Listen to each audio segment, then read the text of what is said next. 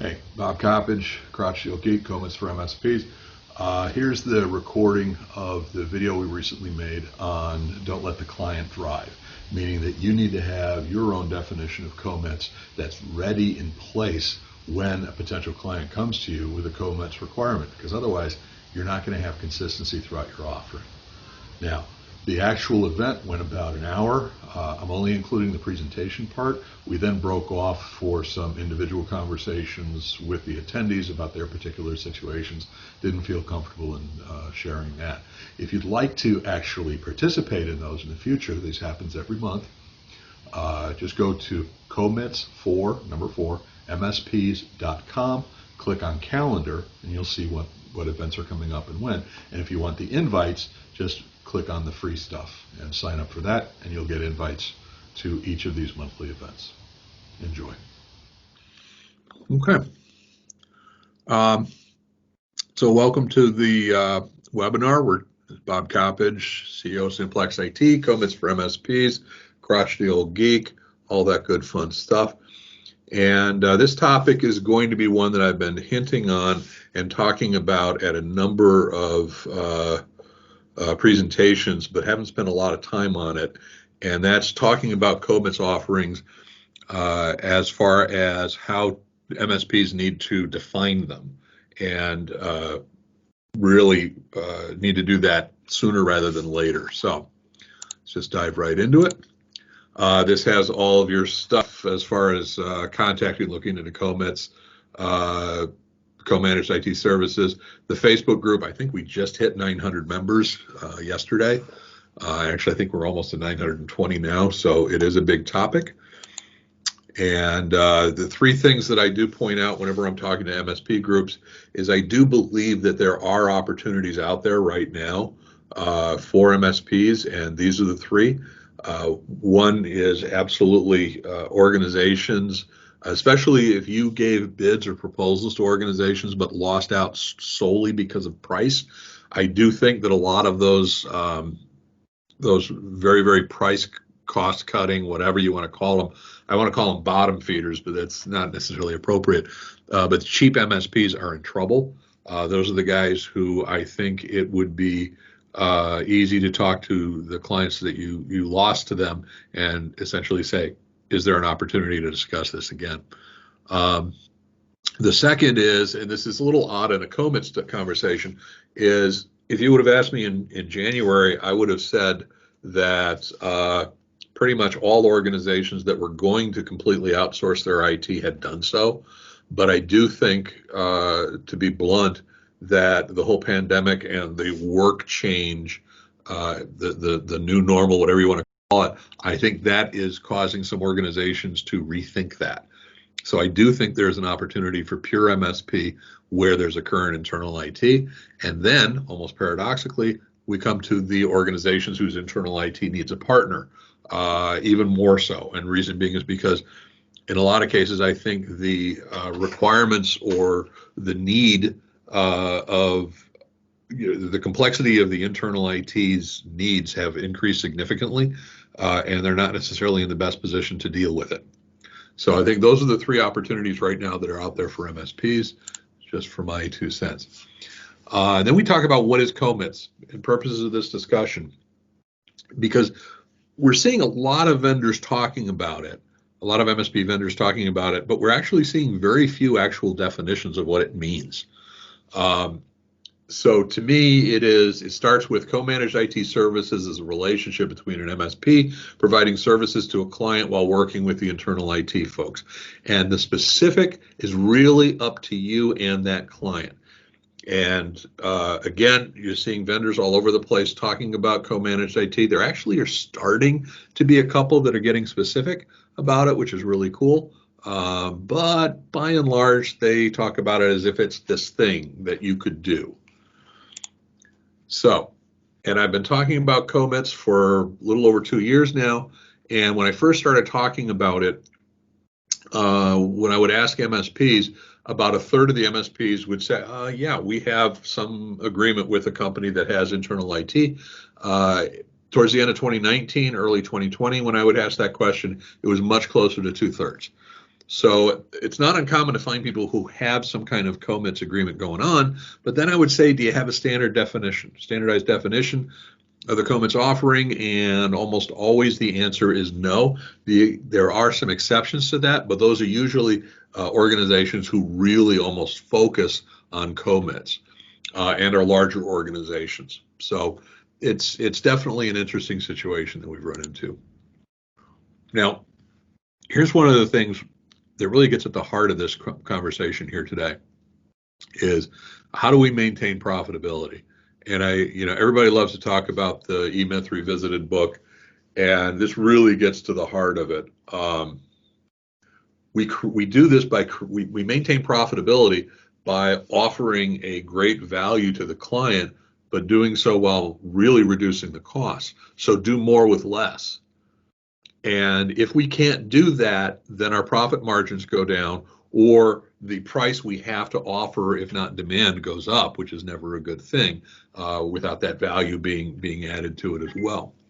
And this is critical when we talk about CoMITs, especially when we talk about CoMITs as it pertains to most current MSPs, as we'll get into.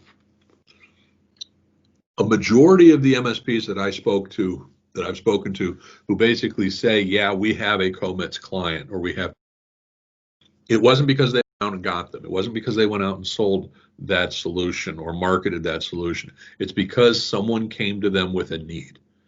And the client basically just said, hey, we just want this one thing. We just want this one role. We just have this one whatever it is. And between the client and the MSP, you created a solution. You created that co-managed relationship, that co-managed proposal. And these are just 5 examples. We just want some licensing. We just need this one role. Can you just deal with this one portion of our IT? The conditional based on a circumstance or workload or the like. And then finally, no, we need the whole enchilada. We want to have full MSP support or pure MSP support. And the problem is that the client drives. So when the client comes here with a preconceived notion of what they want, and you don't have something already in place that you say can fit that need, but fit it in a way that works for you, that becomes the challenge. So this is where we need to talk about this. Because how do we make money? I mean, we've got, and anytime you can use Legos, I guess is a good thing. I don't know. So you've got 4 totally different clients with totally different needs, but we want to offer them a valuable service. We want to offer it in a repeatable format, and we want to minimize the uniqueness between the client offerings in terms of how we offer and what we offer. Okay? And if your CoMITs opportunities are driven by each individual client, profitability will plummet, because every time you do something for that client, you're going to have to specialize it.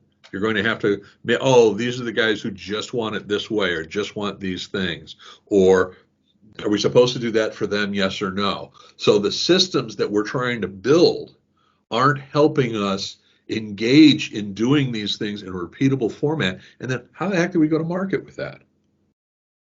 Because it's the first client's going to be good, but it's the second, it's the third, it's the fourth client that actually helps us be profitable. And CoMITs is not useful if we can't maintain the same kind of profitability, the same kind of profit margins that we get in CoMITs relative to the cost that we get in pure MSP. If we can't get that, then why are we doing it? Okay. So solve the problem, but with a standard solution, a solution that you already put together, that you already have in place. And I want to stress, it doesn't have to be what I'm going to talk about today. It can be however you want to do it, but have that solution in place so that you've got the same product. Each of the people who were in this hotel or apartment or whatever, they all wanted that view. They all got that view because the sameness. Now, does that mean we want to make it into a commodity? Of course not. We still need to be able to give them some customized service based on their particular business needs, but the customization has to be because of their needs, because of what's unique to them. So that the commodity portion we can commoditize essentially. So here's an example. You'll notice, and this is the way we approach it, you'll notice there's basically, using the 5 questions that the client came to us with, or the 5 different scenarios, we basically have 5 different programs. And they go from, hey, we're just going to do services only. For all purposes, we're just going to be a VAR. We're just going to sell you the cert, you're going to get the 365 licensing and that's it. Anything else you want from us is going to be time and material. Then we start getting into the different layers of CoMITs. So you can almost see the tide being pushed towards we're going to take a more, actually this should be in a different order, but we're going to take more and more responsibility, working closer and closer with the internal IT, or ultimately we're going to be the actual full MSP services, or the traditional stuff. But every one of those are essentially subsets or supersets of each other. So there's nothing really overwhelmingly unique about any of these offerings, and yet they will handle a majority of the circumstance or situations that we've heard about. Because how do we make the most money? We make it by using the same internal models. So the way that the technicians need to work is going to work in the same offerings, and the tech can work on each service offering seamlessly, so they can go from a full CoMITs to a desktop to a pure to a service, and relatively speaking, they can they can do the job the exact same way, because we've configured the PSA and the RMMs to more or less handle the billing automatically and the ticketing automatically. And your best practices are in place. And the best practices are throughout the client organization with minimal exceptions, and we'll talk about that. And this also works to marketing and sales. So the exact same conversation could be had. And again, guys, if you have any questions whatsoever, just jump in. But the exact same concept, as far as we're using the same service, the same mentality, the same conversations, whether we're talking marketing, selling, delivering the service, all of that. Now, yours doesn't have to follow ours, but you need to have something in place so it's not the client who's answering the question or who's providing the definition of the service. So you want to solve the problem with your solution. You want it to be internally consistent, but like we talked, we want the technicians to be able to switch from one type of client to another. We want them to be able to do that as seamlessly as possible, because then we don't have to worry about, we've got our CoMITs business practice and we've got our pure MSP business practice, and boy, they don't cooperate well together, because then we got to duplicate everything.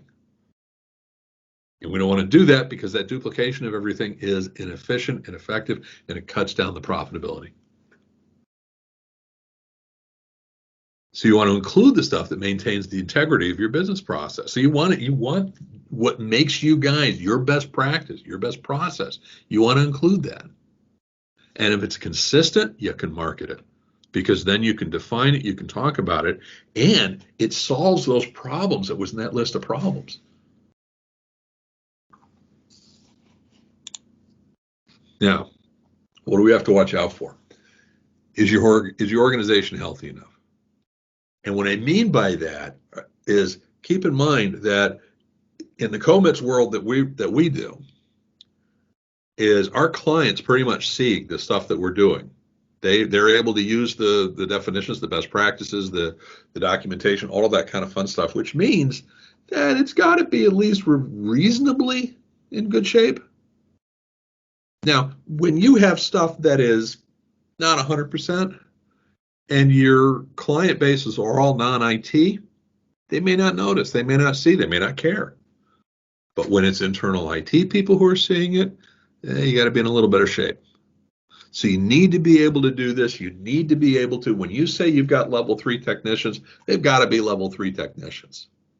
When you say you have expertise in this, you've got to be able to promote and to define your expertise in this. And honestly, because it's easy to fool non-technical people, it's not so easy to fool IT people. And then behind your stamps, and we'll talk about stamps in a second, but is there a lot of Scotch tape and spit? Again, it kind of gets back to that whole, pay no attention to the man behind the curtain. If it's not in good shape and you're going to involve internal IT people to take advantage of it, it's going to be questionable. Okay. So, and are your current solutions just good enough? If you're not looking to really create best practices, think about it from the standpoint of if you had another MSP that you're going to partner with, but you had to show them everything that you did and how you did it, is that something that you'd be embarrassed about? Is that something that you feel that the other MSP would look at you and basically say you don't know what you're doing or anything along those lines? You need to work on those things before you get too deep into the CoMITs. I mean, you need to work on them anyway, quite honestly, for the pure MSP, especially with the security world and all that kind of fun stuff. But it even becomes more critical to have a healthy organization, healthy best practices, healthy processes, and all that kind of fun stuff if you're going to be going the CoMITs route. So how do we solve the problem? This is where, in my opinion, this is where my definition of CoMITs comes into play with these. And that's the services, tools, methodologies, and portals, the stamps. That's essentially all of the pieces, parts that we bring to bear, all of the licensed and documented pieces, parts that we bring to bear to a pure MSP organization. We want to do the same thing to bring to our CoMITs clients. There's a lot of people who will talk about co-managed, and they'll say, co-managed, you do help desk. Co-managed, you do backups. Co-managed, you do this thing, that thing, the other, but you only do those things.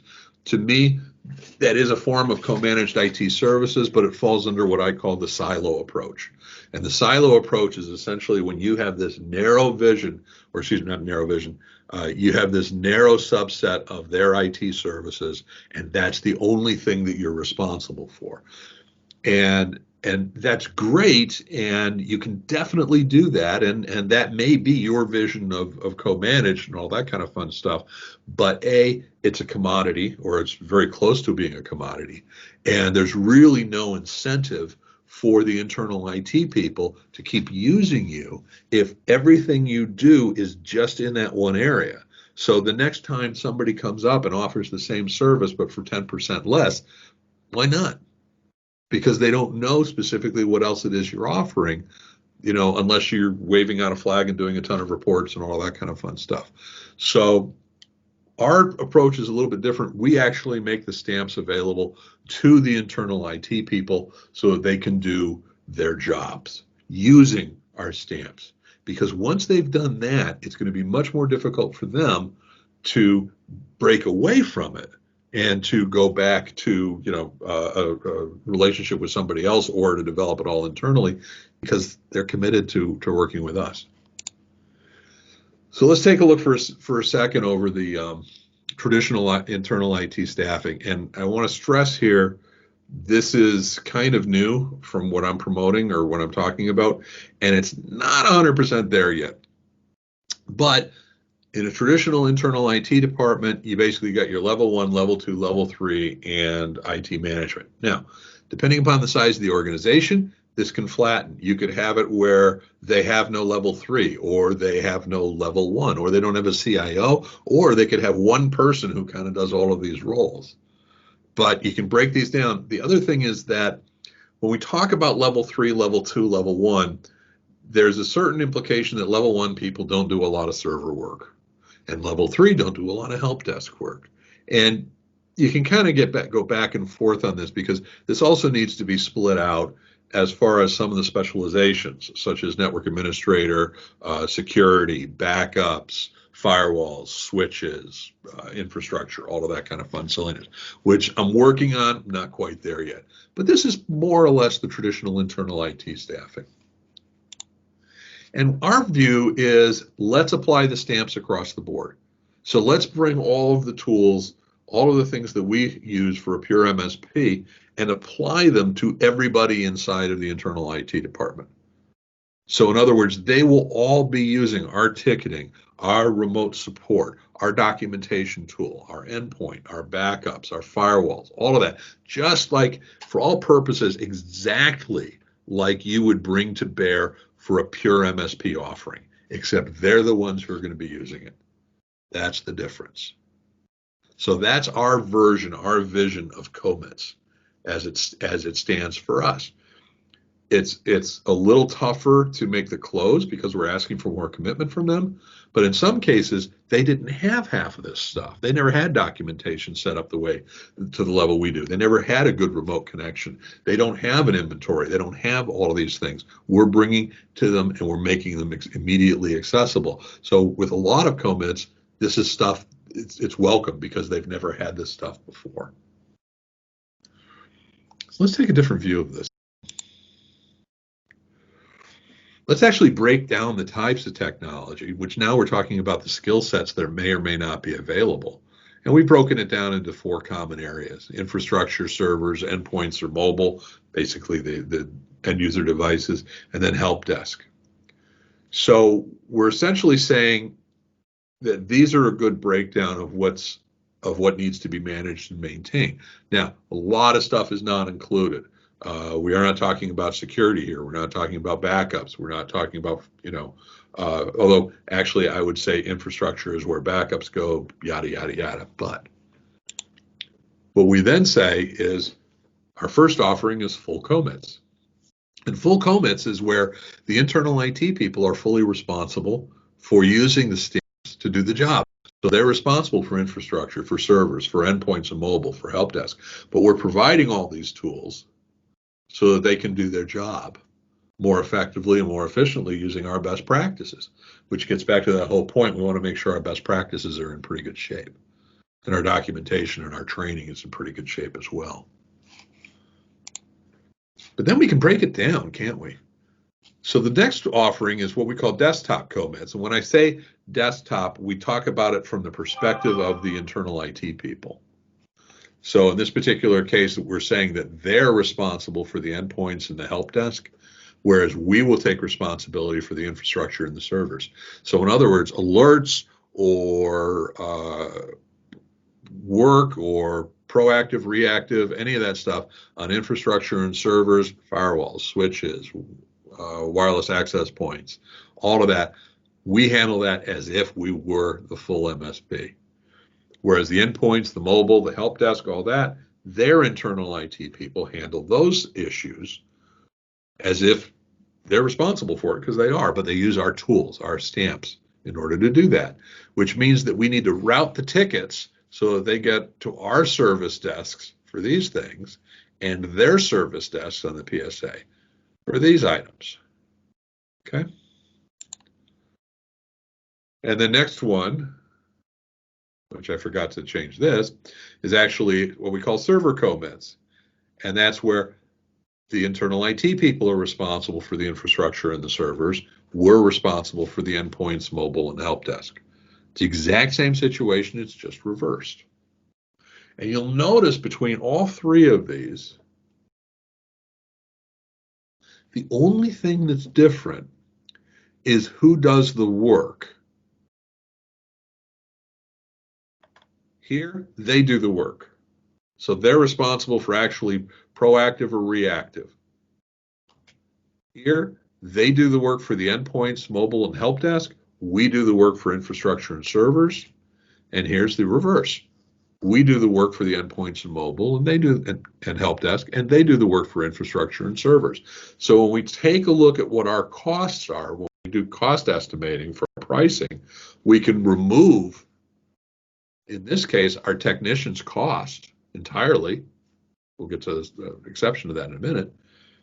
And partially based on the device counts and the user counts here. So pretty straightforward to make sure that we maintain our profitability. Now, our techs are still going to have to work a little bit, no matter which program, because even if we're here, someone has to maintain the stamps.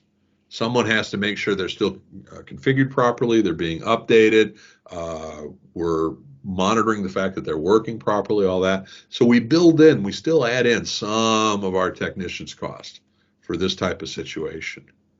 And also, we're saying to these folks who are responsible for these things, hey, you're responsible, but seriously, if you ever have any questions, if you ever need some advice, or want, devil's advocate or whatever, call us, contact us. We won't charge you for it because they hate being nickel and dimed. So we build the cost for this, and we build the cost for free advice here. If they want us to do anything, they have to escalate the ticket, which actually will turn into a billable ticket for them, and they know that ahead of time. So if they're escalating the ticket, they're approving the bill.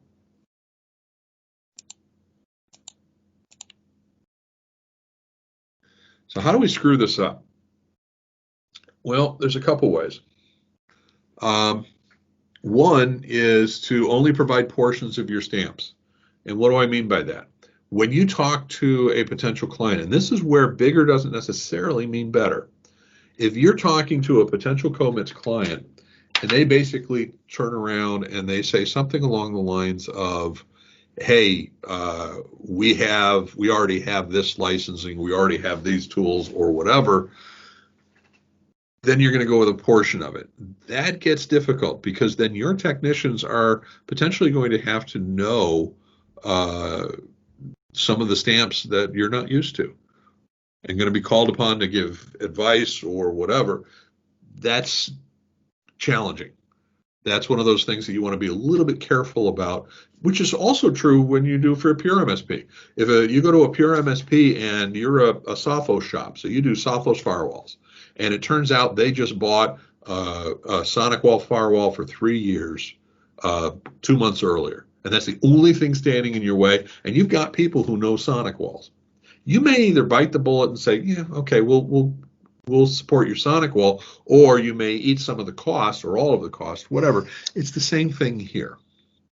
The second thing is that if you only provide the stamps for your areas, so if you were doing a desktop CoMITs, which means you're handling the server and the infrastructure, so you only provide stamps for servers and infrastructure, which is where a lot of people will that's where I've heard several people say that's the best way to do that.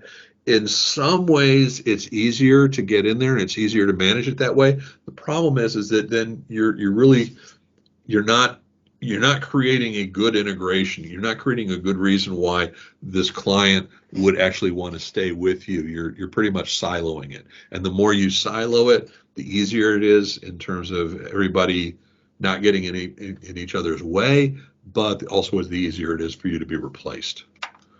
So, and then finally, use the client stamps. And this is true, especially when the client has their own monitoring, Spiceworks, anyone, or anything along those lines. Because what ends up happening there is that you end up with clients that are, your techs don't necessarily know how to use these stamps. So you're either going to make your clients less valuable because they're not as functional with this stuff, or you're going to force your clients to learn something new, which dilutes the value. It cuts into the profit margin because you're paying these people to learn stuff that they only need to know for this one client. And it also takes them away from other things they could be doing. So be careful for these three things. And it's one of those where what I've usually done is when we've had clients who have tried to do some of these things in conversations is I will basically explain to them, look, I'm happy to do it. Consultants credo, your check is my command. But if I'm going to teach people to learn how to use your antivirus program and product, I'm going to have to charge you for it because it's, you're asking me to spend a lot of time. Well, and if I do that, I'm going to have to charge you for it, and it'll almost be the same price as if you would have paid for the antivirus as well. And we already know how to use that and know how to use that much better than we will if we just did some training. And in most cases, I've found that the clients are willing to compromise. And what we may do is we may split the price difference for the remainder. So they've got the antivirus for 8 more months. So we'll split what the price difference would be for those 8 months, and then in other words, bring them on board for our endpoint protection, and then 8 months later they'll pay. The price will go up because the license of the old stuff will go to will expire, something along those lines. There's ways you can do it. You just want to make sure that they're aware that there is a cost on your part in order to comply with their request. A lot of cases, people just tend to bury that and pretend like, oh, it's fine, it'll be fine. People are reasonable for the most part. And that was actually the key things that I wanted to cover on this. So it wasn't a huge topic. Some other things coming up. Well, let's see. I'm going to be talking during the ASCII webinar, so MSP Connect live on Thursday. And then in October, our next monthly webinar is going to be talking about how to get your CoMITs and pure MSP living together internally for your organization. And then we've got all this stuff going on. One thing I do want to point out for the CoMITs for MSPs members is we actually are doing our first virtual CoMITs, meaning it's for the internal IT folks, on September 30th. We basically took a breakfast campaign, turned it into a LinkedIn campaign. As of this morning, we had 45 people RSVP'd for it, and all we're doing is marketing through LinkedIn. And we just posted, and I think it's on Facebook, and I'll send the link out as well. We just posted a webinar that we did last week about what we were doing, what we were using LinkedIn for. And this is the first time we've actually used it for marketing for potential sales, and I'm happy with 45 RSVPs. We've done very, very little marketing outside of just inviting people who we've connected with and been talking to. So, and that pretty much is it. And I did want to leave time, again,